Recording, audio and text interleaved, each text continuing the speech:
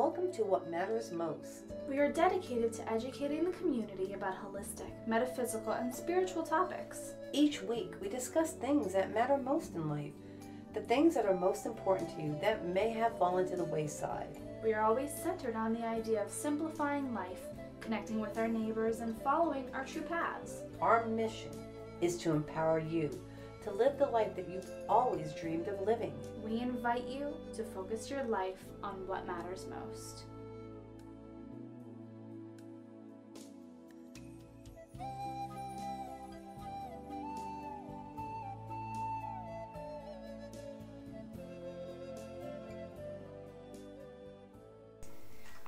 Welcome to What Matters Most. I'm Kristen. And this is Maria From Experience Nirvana, and today we will be speaking about Humanities' awakening to extraterrestrials. Later on in the show, we're going to have Charis Brown Malloy, who has written a book called Journal of a Starseed, which you can actually find in our Living Well store.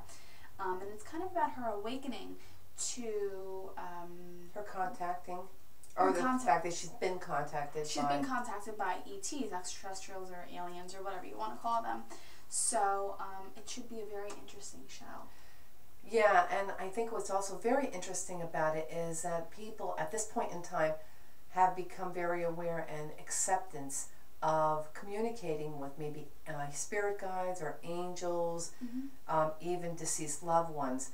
But the openness and the reception to contact with an alien, I think, is still somewhat of a taboo, or maybe even very, very fearful. Well, I think a lot of people know that. I think a lot of people are aware and accepting that, yes, there are aliens, and there's been so many different sightings, even Ancient Aliens on the History Channel. That is a great show for people to watch. That gives you so much in-depth knowledge about different aliens and different things that they've done on the planet, but there's been so many new things coming out about them coming out of volcanoes or coming out of the water, or so I think it's becoming a more and more occurring thing.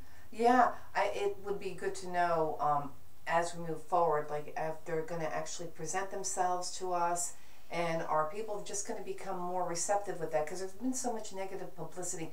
Think of all the movies that are out there, always portrayed as being always scary. They're going to take over. They're going to blow up the planet. They're going to utilize humans for experiments and all of that.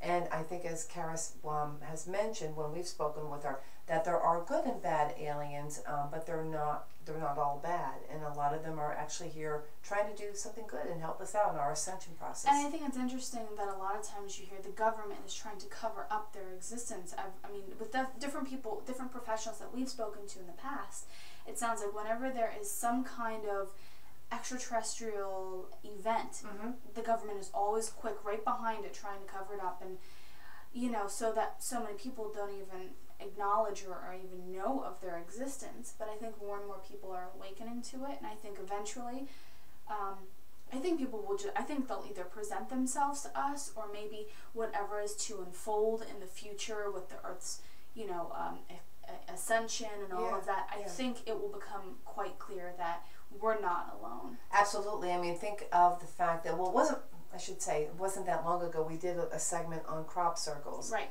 And, at some point in some of our preliminary conversations that we had with Charis, she went into a little bit of detail about the crop circles and the Jennifer Stein went into a lot of detail about crop circles. But Charis actually mentioned to us when we were talking to her that crop circles were actually an infusion of almost like the way you would visualize if doing you're familiar a Reiki with Reiki, symbol on a room, or energetic healing, like symbols being placed on the planet to help in the continuing nurturing of it. So I guess they're putting them on the planet to help heal us. Yeah. To help us keep moving forward. Yeah. I know I, for one, would not want to be contacted by an alien. You're a scared cat. Oh my goodness gracious. I'm okay with spirit guides and angels and all of that kind of stuff, and deceased family members. What Charis is saying is they are all aliens. Okay, I'm not ready to accept that yet. I think it would. Sorry, Charis. No, I think it would be really interesting. I think it would be really interesting to be contacted. I mean, I think for anyone it would be scary. I know even Charis had mentioned to us that she was a little taken aback, and everybody kind of gets freaked out when you get, I guess, you know, if and when you get contacted by them. But I think it would be really interesting. I'd like to be taken away. I'm done with here. Oh, where are you going? So on that note, where are you going, little one? Anywhere. I'm tired of the rat race, the money, you know, nobody works with each other. I just think it's the way we've evolved, I think has really ruined our society. Yeah, but I think each planet has its own challenge. Of course, but I'd rather not be here. Yeah, okay. So on that note, we're going to go to a quick break. Stay tuned. You're listening to What Matters Most, and coming up is Charis Brown Malloy. We'll be right back.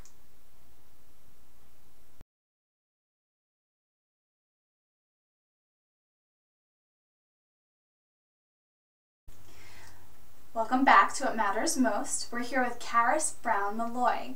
Charis was a normal student in college during her awakening, and as she received 2 master's degrees in health and psychology, she was leading quite a double life, talking to angels, learning esoteric arts, and becoming aware of the extraterrestrial presence.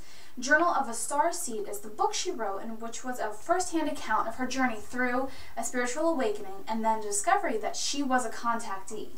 The book is her coming out of the closet in an effort to educate curious individuals about the esoteric and cosmic aspects of the human experience, as well as to diminish fears that run rampant during an initial spiritual awakenings. So, welcome, Charis. Thank you for being with us. Hi, Charis. Hi. Great to see you guys. You too. Yeah. So tell us a little bit, at what point, I mean, obviously you've been on this little bit of a spiritual journey, all of this was going on while you were in school, and then at what point did you realize, wait a minute, I am not talking to what I thought initially were my spirit guides or angels or family members or whatever. I'm talking to people, aliens. Extraterrestrials. Yeah, it was a jump, that's for sure. It's interesting to see where people draw their paradigmatic barriers, because even though a lot of people are now okay with saying, okay, well, we talk to angels, well, we have spirit guides, the extraterrestrial thing still kind of pushes a lot of people, and they go, okay, well, I don't think that that is actually true. And I was one of those. I mean, I didn't think that ETs were not around. I knew that they were because I'd had a couple of other funny things happen, which are documented in the book, but one of them is, for instance, I drove under what seemed to be an anvil cloud. I don't know if you've ever seen it. I read it. I was reading yesterday. It was ridiculous because we go under it. We're on this long road trip, and I was sleeping because I had taken the night shift, and then my husband took the morning shift, and he says, just as soon as you're finally drifting off, because it's hard to sleep in a car, and he says, I think you should look at this. And he never says things like that to me. So I take off my little eye cover thing I was using, and sure enough, there's this gigantic cloud that you could have knocked on. It looked so firm. And it had these holes on the front. It was terrifying. And our road, we were in the middle of Iowa highway, nothing around, no houses, no trees. And our road went right underneath it, and it was coming at us. And all I knew was that I didn't want to go under there. Some type of primordial fear was gripping me. And I'm not a very fearful person, but I was terrified, beyond terrified. And so we go under the cloud, and I'm flipping out quietly. And then all of a sudden, in my mind, I hear this clear voice that says, stay calm. And then it said something like, as calm as you are, that's how calm we'll be. And I had no idea what was going on, but I knew that I was going to follow that direction. So I laid back and I meditated until we came out the other side. After that, I started being really interested in UFOs and researching it and seeing the links between ancient technology and Hindu scriptures that tell you how to build a vimana, or a flying craft that were often round and saucer-shaped. Well, not exactly, but kind of. And then months and months and months later, after I had heard that not only were they interacting long ago, but they interact now, and it's not always just, here, we're going to abduct you and probe you and put a bunch of needles in you and that kind of thing. It was also other stuff. One day I'm talking to a contactee friend of mine who, she knew she was a contactee, and I knew that she was, and I knew that I had probably been at some point, because I used to draw pictures of ETs when I was a child, and I'd never been exposed to anything that looked like that. Really? Okay. out. Yeah. But Charis, can you explain what a contactee is? I'm sorry, because a lot of people don't know what that means. Yeah. There's a difference between contactees and abductees. Abductees are the ones that get abducted. They get taken. It's scary a lot of times. They get fiddled with. Sometimes there are implants put in. Sometimes there's blood taken or medical procedures that happen. And although often, excuse me, not always, but often people say that they might have woken up and it wasn't painful. There wasn't any pain, but it doesn't matter if there are tubes going in and out of every orifice of your body. There's a bright light over you and there are aliens standing around you. You're going to freak out and it's going to be really traumatic. Of course, yeah. So that's the abduction people. Those are the abductees. Sometimes both meld in one person. A lot of contactees have been abducted as well, but I haven't in my memory. Now, it might have been wiped. Sometimes that happens. But I'm a contactee. And the difference is that I have never been taken up and abducted and scary things happen. What has happened is I've had direct guidance for as long as I can remember, although I used to kind of blank it out and think it was just part of myself or that I was just imagining things. But my spiritual awakening was when it became unignorable. And only recently did I discover that it wasn't just an angel and it wasn't just a spirit guide, which they usually aren't. In fact, I wonder if they ever are. Usually if people have angels or spirit guides, they're always ETs. Wow. Really? Wow. Yeah, yeah. And if this is the thing, if anyone wonders or if there's anyone watching this and saying, that can't be mine, that can't be mine, just go into a meditation, call them in and ask. Just ask them. And that's a great way to figure it out because there's your answer right there, whatever you get. And so I was talking to my friend and she said, you know, sometimes our guides, I was talking about a guide I had just been introduced to, sometimes our guides are actually extraterrestrial contacts. And I was like, oh yeah, I know. But I had never approached the thought from my own perspective. And then as soon as I kind of let the question trickle down through my mind, there was this intense, visceral, physical yes that went through my entire body. I hadn't even had time to ask the question.